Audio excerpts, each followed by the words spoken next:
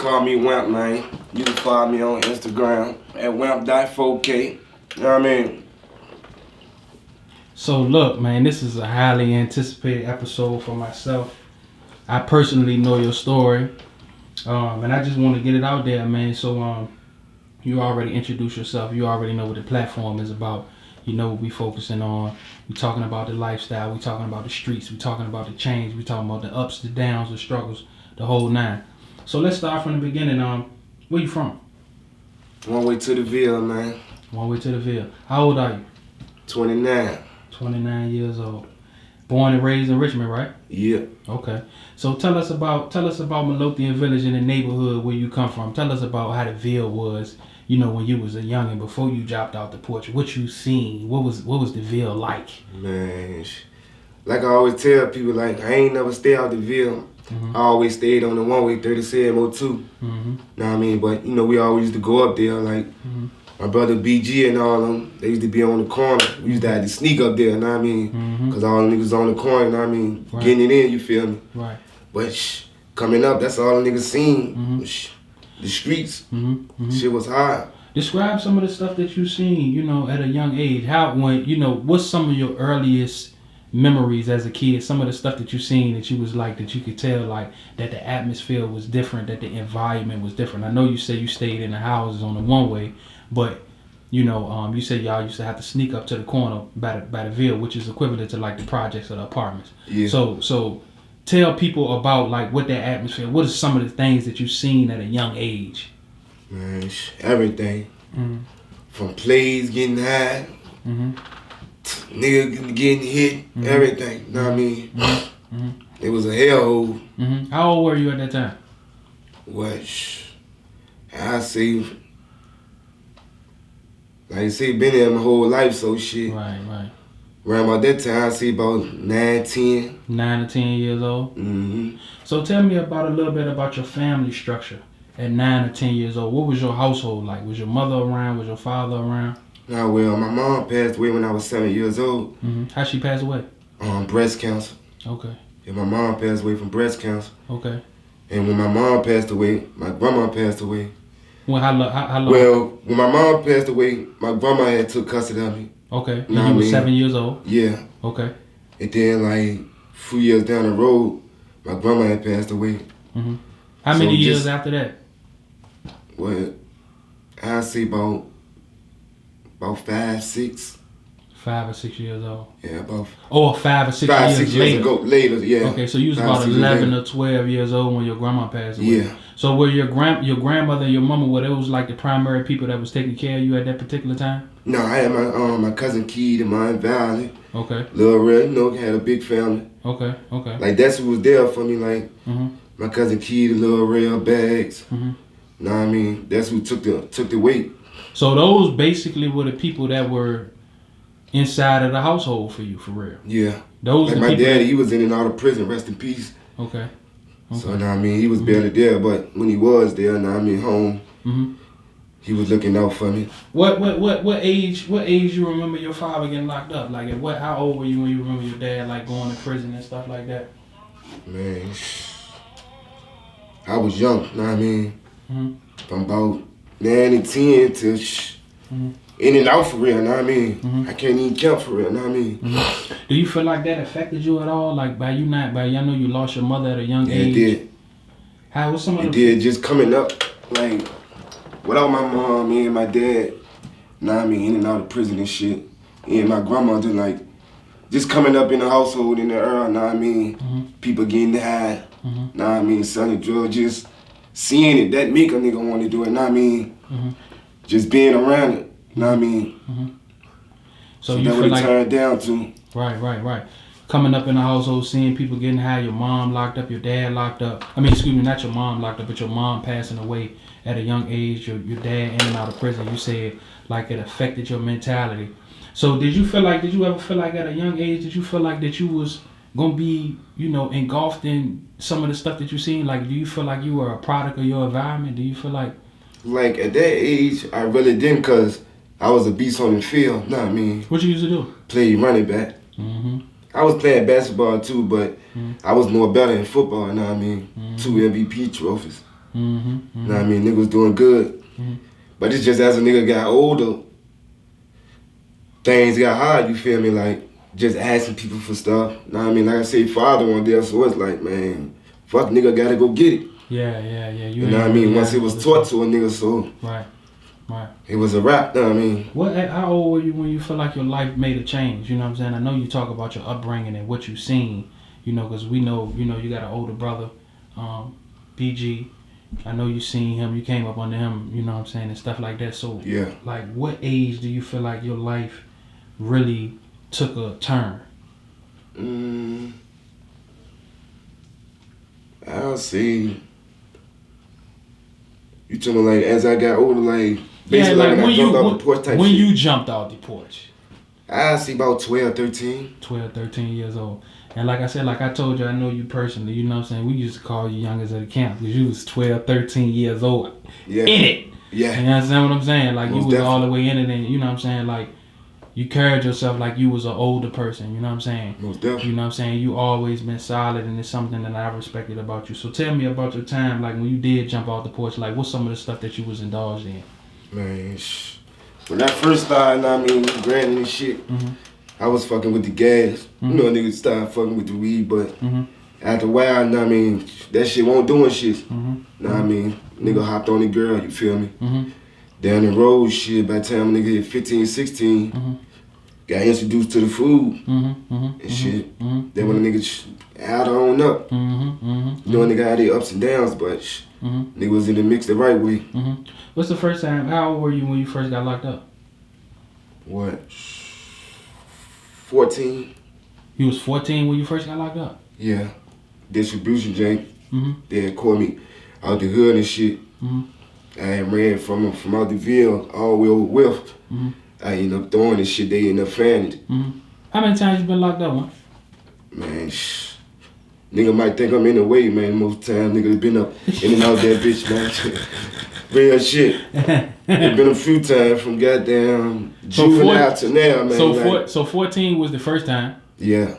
All right. So after that, so you got locked up at 14 the first time. So just a roundabout. What's a number that you've been locked up like? Well, I got 10, locked up 5, 15. 14. That was the first time. Did you go upstate when you was 14? I was just not. I was just ready to say.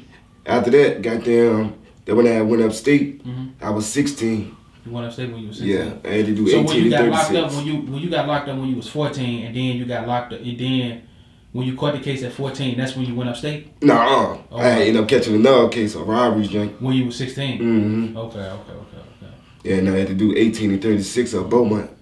18 and 36 at Beaumont. So that was your first time in the real, like, kind of like upstate. That's a different type of mode for real. They call that the baby penitentiary. So how it was like going upstate, like when it wasn't nothing like I tell a nigga, you know a nigga always say shit can be this, shit can be that, but it's all on who you is. Know what I mean? It was I know what I mean. It wasn't no bad thing. Niggas definitely was getting their ass whooped though, but for real. Like I say, nigga know who to play with. Know what I mean? Right. And how long you did on your upstate bed? You was 16 at that age. How long you did? Well, I came home when I was 18. You came home, so you did 2 years. Yeah, I came home when I was 18. I remember seeing the pictures of you and stuff when you was locked up. Yeah, they were back. Forearms big. I said, Wamp doing the push-ups in there. He doing the push-ups. So what was so let me tell me about, you know what I'm saying, like, all right, so while you was locked up and you was doing the time, what was your mentality? Did you say like, man, I'm gonna come home, I'm gonna turn up, I'm gonna have it my way, I'm gonna do this, I'm gonna do that? Or was you on some shit like, I'm gonna change, I'm gonna slow it down? What was your mentality? Did you feel like it affected you at all or what? I mean, it did, but it didn't. You know when a nigga behind them bricks, man, be going 100 miles per hour, so it's like, it did, but it didn't. It did. It definitely opened my eyes up a lot, though. What did it open your eyes up to? How they carry, cause the time a nigga did, know what I mean, won't eat on me, you feel me? Right. Know what I mean? So it just showed me how to carry myself, you feel me? Who the fuck with it and who to be around, know what I mean? So tell me about, you know, when you came home when you was 18 years old, how was that? What was your, you know, what are some of the first things that you did when you came home when you was 18? Because I know you got shot a couple times. So how long from when you came home when you was 18 to when you got shot? It's so crazy, like, I had just came home from upstate. Nah, I mean, I think that was 2000 and that was like 11, 12. Mm-hmm. I had got hit in my face and shit. How old you was when? So you came home when you was 18. Mm-hmm. When did you get shot the first time? But that was like, what I say, 11, 12. Yeah, I came home, 11, 12, that, I got hit in my face like what? Like 15. Mm-hmm. 15, 16, something like that, yeah. Mm-hmm. Yeah, How old was you? How old was you? What, 18? Yeah, I was 18. Well, That was after I came home from upstate. How long you been home from upstate when you got shot the first time? What? I was home for like a few months, not even a year. God damn. And that shit fucked the nigga up like, ain't in my face, wrist, one bullet. Wrist, face, came on my neck. Left eye fucked up and everything, like barely can see out that pit. Walk us through that experience when you got shot. Tell us, like, walk us through that day without going into details, but just tell us about that particular day. Man, I can't, like, I woke, all I remember is waking up in the hospital fucked up, man. For real. Couldn't talk, tray in my throat and everything, know what I mean? Had to learn how to walk and everything. You don't remember nothing from that Nothing. day? In the store, they say nigga walk in the store, tell a nigga his shoes sweet. Know what I mean? Nigga ignore them, nigga say something else, come off, go from there, follow us about the store, pull out the light, hit the car. Like I tell a nigga, I know where I am. Who you was with? It was just you by yourself? Well, not necessarily who you was with, but you was Two of my homeboys. Two of your homeboys? Yeah, two of my homeboys. Like I said, I know what type of guy, man. Like I know how my mouth is and how slick I am. Like, I ain't gonna let no nigga just come off, know what I mean? And I don't say nothing, then pump your gas, and let a nigga follow, nigga, know what I mean? Right, for sure. So I know the way that store went and they go how I was, know what I mean? So that right there just showed me too, like, you just gotta keep your circle small because you never know who you can trust. Right. You feel like the people that you was with, like, kind of like ain't hold it down, or you feel like they was... I can't really say, because like I said, I don't remember this shit, you feel me? Right. I wouldn't say that because one of my niggas, know what I mean, he saved my life for real, like, for real. From the Walgreens on Hall, all the way to Chippenham, that nigga was holding my face. For real? Yeah. On the phone with the ambulance. I've been with 911. And ain't nobody else get hit. You was the only person that got hit. Nah, the driver, he got hit, ducked down and got hit like in his skin in his back. That bitch hit me though. That bitch hit you. So I heard that you was like on the phone or something like that, and the phone saved you. Yeah, the phone slowed down the impact like from my wrist. So you was on the phone. Like I say when I'm on the jack, like when I do like this, I only see how that shit did that shit for real. You feel me? Like, cause it's like how, like look how little nigga shit is. Like, right. Nigga hand little as a bitch. Right. But I don't know, that shit crazy, man. So after you got shot, after you recovered, what was your mentality like? Do you feel like that turned you into more of a beast? Do you feel like that played a part in your, you know what I'm saying, and like you being like full throttle more in the streets, or did it make you want to calm down or what? Like, what was your mentality like after you got shot? I ain't gonna say it made me really want to be in the street. Slowed the nigga down for real. Yeah, it slowed the nigga down for real. Just showing nigga how to carry himself, know what I mean? Just gotta watch your friends and, like I say, who you be around, know what I mean? That's why niggas stay dolo. So what was the next chapter? What was the next, after you got shot, what was another major pivotal part in your life? Because like I said, like I know you got kids, you know what I'm saying? I know you got a couple kids. So, did that play a part in anything, you know what I'm saying? Did you say that, I want to be out here for the kids? Yeah, my son King, my daughter Lion, like they woke me up a lot too. If my daughter called me now, they definitely woke me up. They definitely woke me up a lot. I'm gonna call you back, mommy. Right. Yeah, that definitely woke me up a lot. So, did you have your kids after you got shot or before you got shot? After I got shot. Oh, you had kids after you got shot. See, I didn't know that. You had King first? Yeah. King first. Yeah, King. And then you had Anaya. Naya 6. Okay. It's so crazy. Both of their birthday in November. Damn. King the 8th, Naya the 29th. So what was another big milestone that you had in your life after you got shot? What was another thing that, that happened to you that you could be like, that that people can relate to, or, they can, something that can resonate with people, after you got shot? Tell us about, You know how that was like after you got shot. Man, just like I see, waking up in that hospital, like, man, it fucked me up for real. Mm-hmm. Cause like before I went in, man, I was like 170 something. Mm-hmm. When I woke up out that coma, my nigga, I was in a coma for like damn near a month. Damn. When I woke up out the coma, I was like 130. Like I say, I couldn't even talk.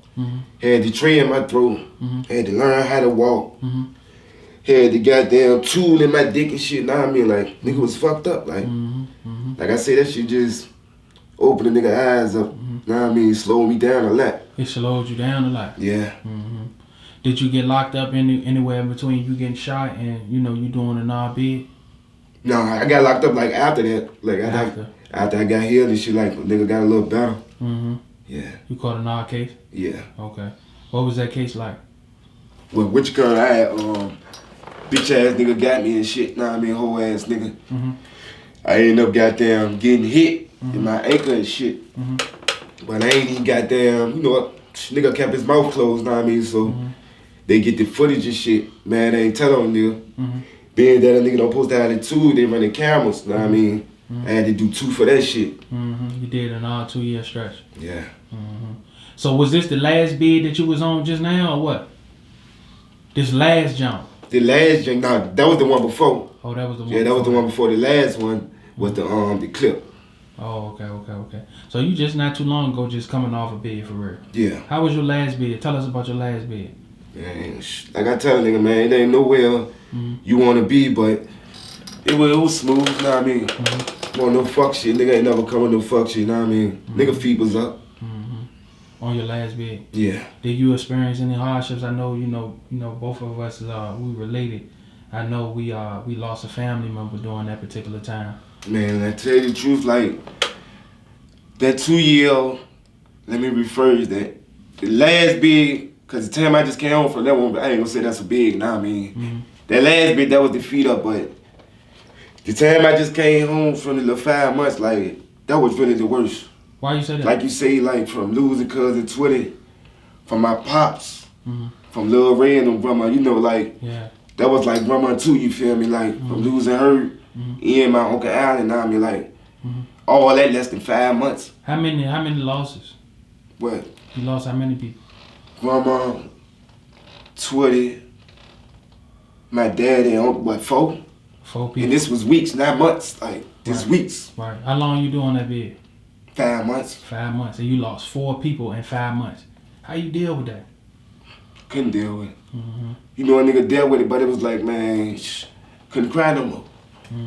Twitty was the only one that hit me, like, nah, I mean. The girl called me, it was like, what? Like 9 something in the morning. I know I don't get videos early in the morning. No a nigga sleep, know what I'm saying? Just get up, see the face. First thing she say, Twitty got killed. And I just got up, punched her. Like, my knuckles still hurt. To this day, like, know what I'm saying? Got up, punched the wall, damn near broke that tablet and everything. Damn, that bitch, like, that shit killed me. In the room for like 2 days. Shit definitely killed me.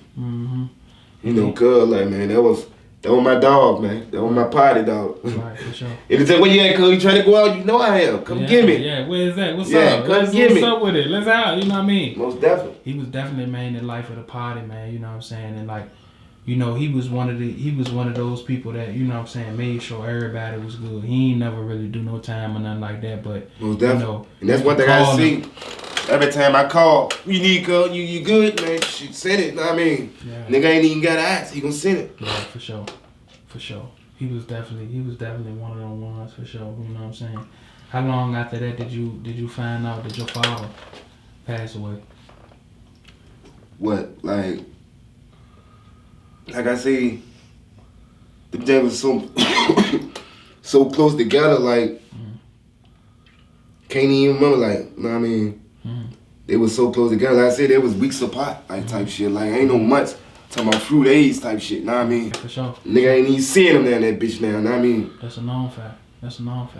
So what's tell me about like what's your mentality now, you know what I'm saying? Like I know you been through a lot and there's a lot of stuff that we didn't talk about, you know what I'm saying? I know you experienced a lot of death, you done been around, you know, a lot of like trying situations, you know what I'm saying? You've been around people getting high, the drugs, the whole lifestyle. What's your mentality like now? What keep you together? What keep you going? Man, I just trying to, like I say, stay on my pivot. Know what I mean? Keep my head up, eyes open, mouth shut. Know what I mean? Just get my man together, man.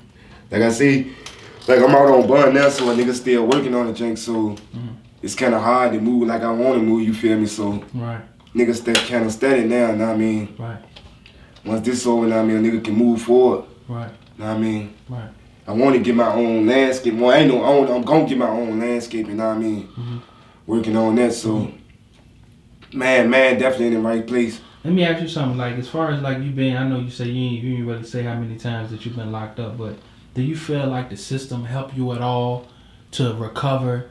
Do you feel like you get put in a position to where as you can thrive and flourish and do better for yourself? Yeah, most definitely. You feel like the system helped you out? When they brought behind the walls, like I see, you think a lot. Know what I mean? You think a lot.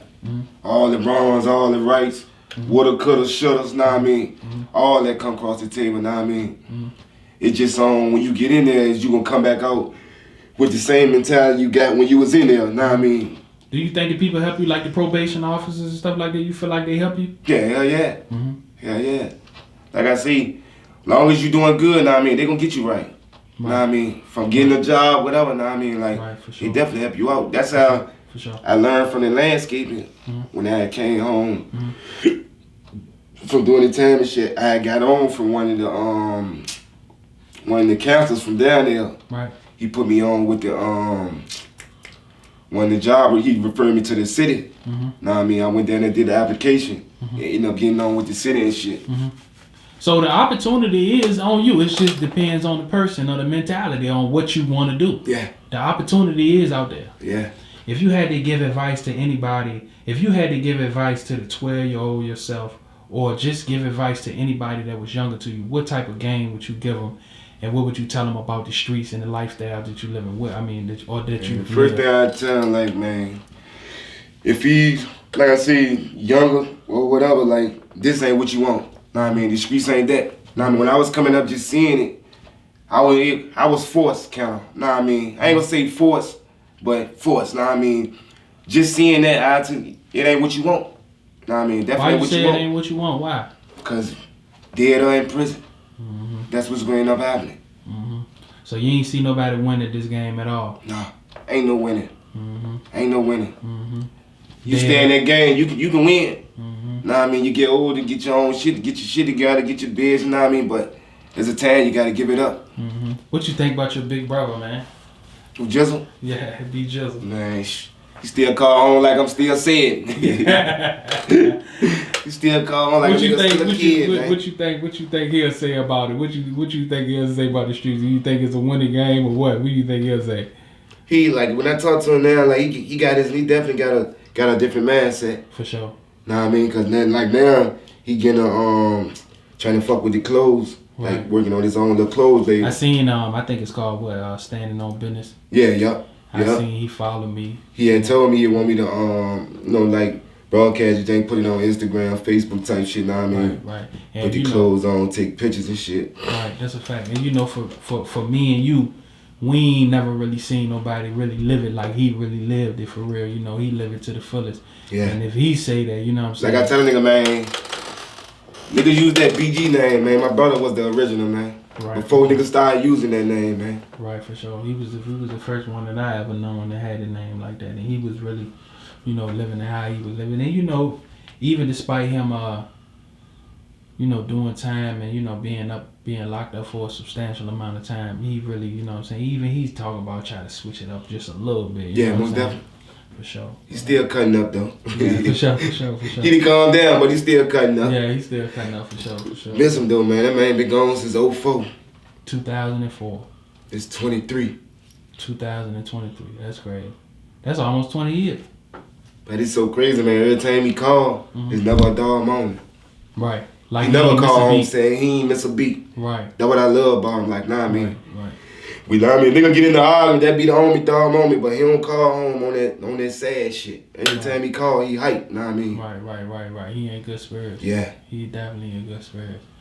Yeah, man, I appreciate you, man, coming through, man, telling the people your story, man. You know, we try to affect as many people as possible. You know what I'm saying? Just it's narrative storytelling, telling people, you know what I'm saying, about the ups and downs of the streets, the good, the bad, and it ain't always good. Yeah, most you definitely. Know what I'm saying? Definitely ain't.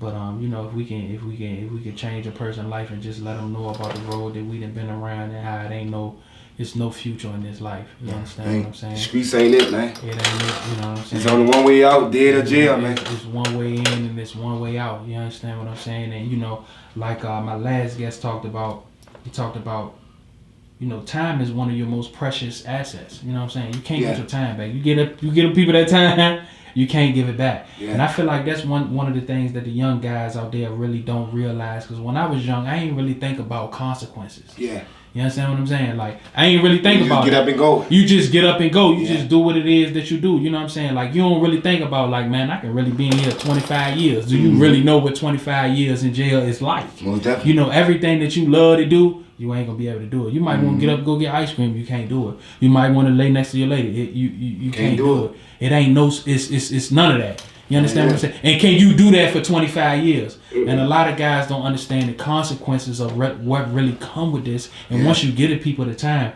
it's no looking back. And it's like now they're younger. They're younger. And for real, to be honest with you, I got locked up for my first time when I was 19, and I really didn't care. You know what I'm saying? And it's like it took that, you know, me getting locked up at 19, and you know, and me doing the number to realize, like, hey, man, you know what I'm saying, man, this can be your life. You know what I'm saying? This your life for the next 10 years. You know what I'm saying? Mm-hmm. And that really whipped me into shape. You know what I'm saying? Because I got a second chance at life. But we here now. And this is what we doing. Like I told you, like I tell a lot of people all the time, I feel like real is when you come to a certain level of understanding, or when you reach a point in your life where you try to help you that's like you. You know what I'm saying?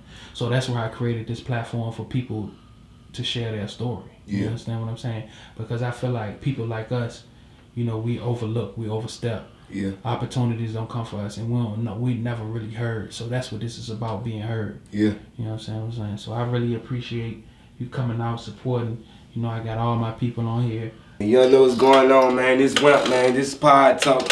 You can find me on Instagram at wamp.4k. How y'all doing out there, man? It's Maul. If you would like to support, you can follow me at Instagram, at platform_for_prisoners. And also you can go to my website, platformforprisoners.com. If you would like to be a part of this movement, if you would like to donate, you can go on my website or follow me on Instagram. I appreciate y'all support. And we got another one coming to y'all straight from the street.